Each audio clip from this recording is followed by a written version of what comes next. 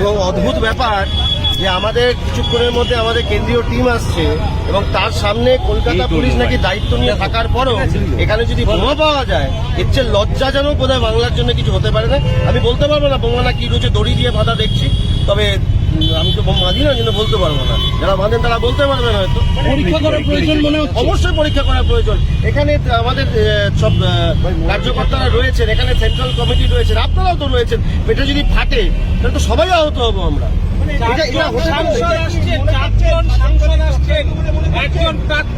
দেখুন, অন্তত কেউ যে আমাদের ভালোবেসে করেনি সেটুকুনি তো বুঝতে পারি। কেউ যে আমাদের ভালোবেসে এটা রাখেনি সেটা তো অন্তত বুঝতে পারি। কে রেখেছে না রেখেছে সেটা দেখার দায়িত্ব সম্পূর্ণরূপে কলকাতা পুলিশের। তারা কলকাতা পুলিশ এখানে দায়িত্ব নিয়ে তারা এখানে রয়েছেন। তারা এখানে যখন প্রোটেকশনের দায়িত্ব রয়েছেন, এখানে সিসিটিভি ক্যামেরা রয়েছে, they should look into it. And this kind of nonsense cannot be tolerated. এটা বাংলা, এটা কলকাতা। ভর দুপুরে এখানে দাঁড়িয়ে বোম পাওয়া যাচ্ছে সেন্ট্রাল এভিনিউর রাস্তা থেকে। এ কোন বাংলায় বাস করছি আমরা? কিছুক্ষণ পরে কেন্দ্রীয় দল আসবে এখানে। কিছুক্ষণ পরে এক্ষুনি তারা ইতিমধ্যে কলকাতা এয়ারপোর্ট থেকে রওনাও দিয়ে দিয়েছে।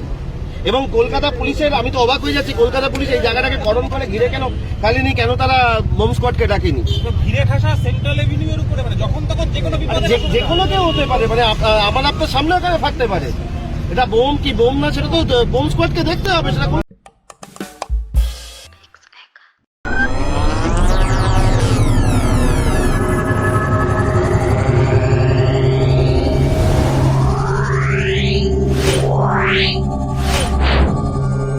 Yeah.